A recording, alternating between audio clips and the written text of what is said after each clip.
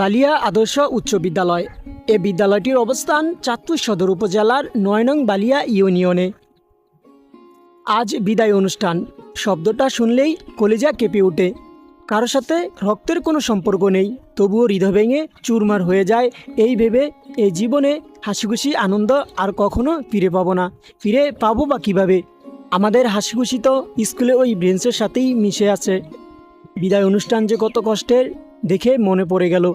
আজ এই বিদায় অনুষ্ঠানে শিক্ষক ও ছাত্রছাত্রীদের ভালোবাসা স্মৃতির খামে রেখে বিদায় নিলাম। দেখা হবে অন্য একটি ভিডিওতে। ধন্যবাদ।